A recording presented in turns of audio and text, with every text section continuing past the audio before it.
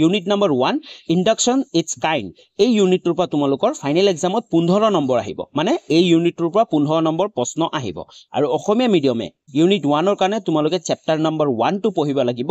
আগমন আৰু ইয়াৰ প্ৰকাৰ নমস্কাৰ বন্ধুসকল স্বাগতম জনাইছো অন্য এটা গুৰুত্বপূৰ্ণ ভিডিঅলৈ আজি আমি আলোচনা কৰিম HS second year syllabus for 2025 to 2026 subject logic and philosophy এই ভিডিঅটোত লজিক এণ্ড ফিলসফিৰ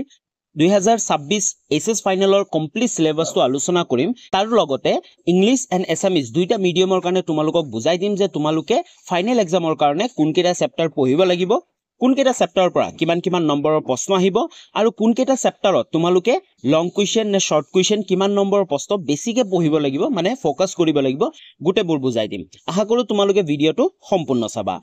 আমি ভিডিঅটো আৰম্ভ কৰাৰ আগতে তোমালোকে জানিব লাগিব যে লজিক এণ্ড ফিলসফিৰ তোমালোকৰ মাৰ্কিং প্যাটাৰ্নটো অথবা এছএছ ফাইনেলত তোমালোকৰ কিমান নম্বৰৰ প্ৰশ্ন আহে এখন হল 2025 বৰ্ষৰ লজিক এণ্ড ফিলসফিৰ প্ৰশ্ন কাকত যদি আমি মাৰ্কিং প্যাটাৰ্নটো চাবলৈ যাও তোমালোকে চাব পাৰা 1 নম্বৰীয়া প্ৰশ্ন তোমালোকৰ 12টা কৰিব আহিব 2 নম্বৰীয়া প্ৰশ্ন সেম 12টা কৰিব আহিব 4 নম্বৰীয়া প্ৰশ্ন 10টা আৰু 6 নম্বৰীয়া প্ৰশ্ন তোমালোকৰ 4টা তোমালোকে শৰ্ট কুৱেশ্চনৰ কাৰণে ইমান এটা চিন্তা নকৰিবা কাৰণ শৰ্ট কুৱেশ্চন তোমালোকে এই চেনেলটোতে গুটেবোৰ পাই যাবা তাৰ লগতে কিন্তু তোমালোকে 4 নম্বৰীয়া আৰু 6 নম্বৰীয়া লং কুৱেশ্চনৰ কাৰণে তোমালোকক অকমান বেছিকে পঢ়িব লাগিব আৰম্ভ কৰো প্ৰথমতে সোৱা গ্ৰুপ এ হৈছে লজিক এই যি লজিক পাৰ্টটো আছে লজিক পাৰ্টৰ পৰা তোমালোকৰ টোটাল 60 নম্বৰ আহিব ফাইনেল এক্সামত যদি আমি ইউনিট গিটা মানে কোনকেইটা চেপ্টাৰ আহিব যদি চাবলৈ যাও প্ৰথমতে সোৱা unit number 1 induction it's kind এই ইউনিটৰ পৰা তোমালোকৰ ফাইনেল এক্সামত 15 নম্বৰ আহিব মানে এই ইউনিটৰ পৰা 15 নম্বৰ প্ৰশ্ন আহিব আৰু অসমীয়া মিডিয়ামে ইউনিট 1 ৰ কাৰণে তোমালোকে চেপ্টাৰ নাম্বাৰ 1 টো পঢ়িব লাগিব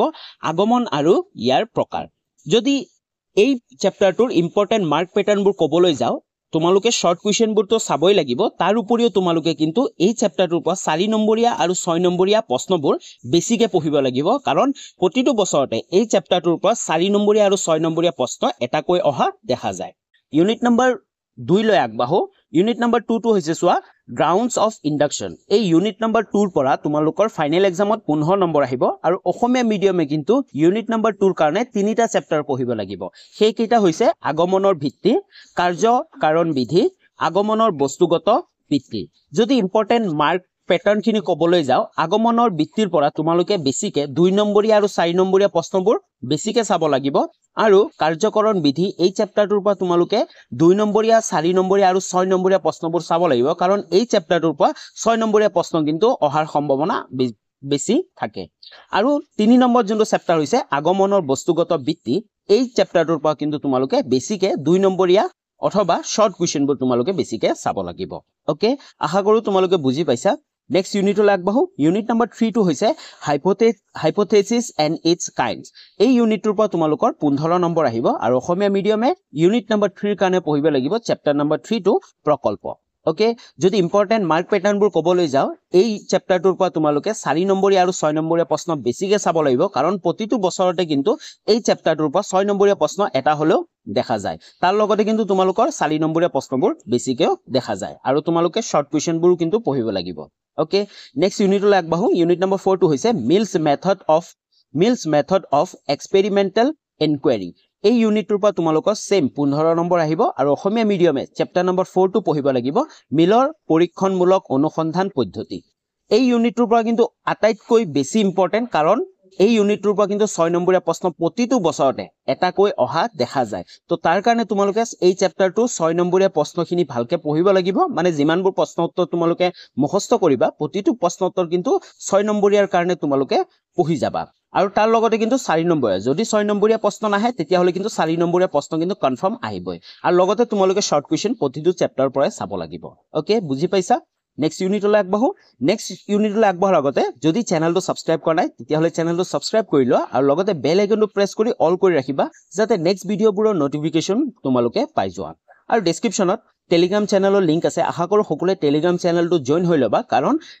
যিমানবোৰ নতুন ভিডিঅ আহি থাকিব তাৰ আপডেটসমূহ তোমালোকে টেলিগ্ৰামত পাই থাকিবা লগতে যেতিয়া ক্লাसेसবোৰ ষ্টাৰ্ট হ'ব মানে শৰ্ট কুৱেশ্চনছ হওক বা chapter wise important question answer হওক বা প্ৰতিটো চেপ্টাৰৰ পৰা আগৰ বছৰ কি প্ৰশ্ন আহিছিল গুটেবোৰ এই চেনেলটো তোমালোকে পাই যাবা তো তাৰ কাৰণে তোমালোকে টেলিগ্ৰাম চেনেলটো জয়েন হৈ থাকিব লাগিব তেতিয়াহে তোমালোকে পিডিএফ সমূহ ডাউনলোড কৰিব পাৰিবা আৰু যদি তোমালোকৰ কিবা সুধিব থাকে বা প্ৰশ্ন থাকে তোমালোকে ইনষ্টাগ্ৰামত মোক সুধিব পাৰা ইনষ্টাগ্ৰামৰ লিংক ডেছক্ৰিপশ্যনতে আছে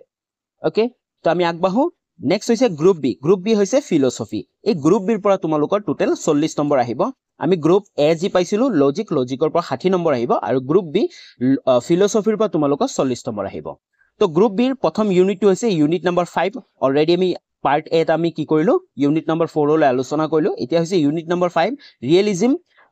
নাইভ ৰিয়েলিজম সাইন্টিফিক ৰিয়েলিজম এই ইউনিটৰ পৰা তোমালোকৰ 10 নম্বৰ আহিব আৰু অসমীয়া মিডিয়ামে এই ইউনিট নম্বৰ 5 ৰ কাৰণে তোমালোকে চেপ্টাৰ নম্বৰ 5 টো পঢ়িব লাগিব বাস্তৱবাদ সৰল আৰু বৈজ্ঞানিক এই ইউনিটৰ বা এই চেপ্টাৰটোৰ ইম্পৰ্টেন্ট মাৰ্ক প্যাটাৰ্ন কবলৈ গলে এই চেপ্টাৰটোৰ পৰা কিন্তু 6 নম্বৰীয়া প্ৰশ্ন এটা অহা অতি সম্ভাৱনা বেছি থাকে কাৰণ এই চেপ্টাৰটো অতিকৈ ইম্পৰ্টেন্ট চেপ্টাৰ যদিও 10 নম্বৰ আহিব কিন্তু হয়তো 6 নম্বৰীয়া প্ৰশ্ন এটা আহি যায় আৰু বহু বছৰ 6 নম্বৰীয়া প্ৰশ্ন এই চেপ্টাৰটোৰ পৰা আহিছে তাৰ লগতে কিন্তু তোমালোকে 4 নম্বৰীয়া প্ৰশ্ন এটাও মিছ নকৰিবা প্ৰতি কাৰণ তোমালোকে গম পোৱা যে 4 নম্বৰীয়া প্ৰশ্ন তোমালোকৰ বহুত কেইটা আহে আৰু 10টা আহে আৰু তোমালোকৰ চেপ্টাৰ আছে 8টা তো প্ৰতিটো চেপ্টাৰৰ পৰাই কিন্তু তোমালোকৰ 4 নম্বৰীয়া প্ৰশ্ন এটা হলেও আহিব এটো কনফাৰ্ম ধৰি ৰাখি দিয়া ওকে তো নেক্সট ইউনিটলৈ আগবাঢ়ো ইউনিট নম্বৰ 6 টো হৈছে idealism subjective idealism and objective idealism এই ইউনিটৰ পৰা 10 নম্বৰ আহিব আৰু অসমীয়া মিডিয়ামে এই ইউনিটৰ কাৰণে চেপ্টাৰ নম্বৰ 6 টো পঢ়িব লাগিব ভাববাদ আত্মগত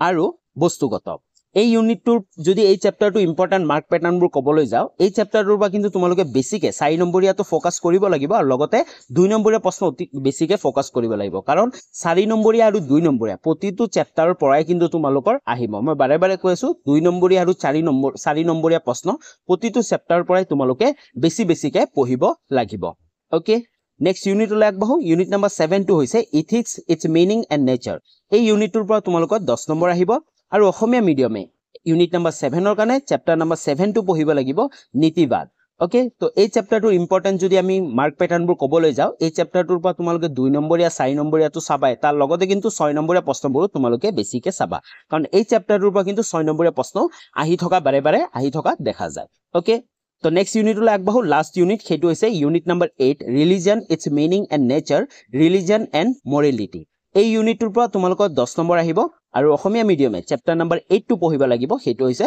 ধৰ্ম আৰু এই চেপ্টাৰটোৰ যদি আমি ইম্পৰ্টেন্ট মাৰ্ক প্যাটাৰ্ন কবলৈ যাও এই চেপ্টাৰটোৰ পৰা কিন্তু লং কোৱেশ্চন মানে 6 নম্বৰীয়া প্ৰশ্ন অহা দেখা নাযায় কিন্তু তোমালোকে 2 নম্বৰীয়া আৰু 4 নম্বৰীয়া প্ৰশ্নবোৰ বেছিকে চাবা তাৰ লগতে প্ৰতিটো চেপ্টাৰৰ পৰা তোমালোকে শৰ্ট কোৱেশ্চনবোৰ 1 নম্বৰৰ কাৰণে চাই যাবা ওকে তো আমাৰ গুটেখিনি ক্লিয়াৰ হল তোমালোকে চাব পাৰা গ্ৰুপ এ আছিল লজিকৰ পৰা তোমালোকৰ 60 নম্বৰ আহিব আৰু গ্ৰুপ বি হৈছে ফিলচফিৰ পৰা তোমালোকৰ টোটেল 40 নম্বৰ আহিব তো তোমালোকৰ যে ফাইনেল এক্সাম হ'ব তাত তোমালোকৰ 100 থাকিব যদিও তোমালোকে দেখা পাইছা মাত্ৰ 8টা ইউনিট অথবা 8টা চেপ্টাৰ তোমালোকে কিন্তু ইজি বুলি নাভাবিবা কাৰণ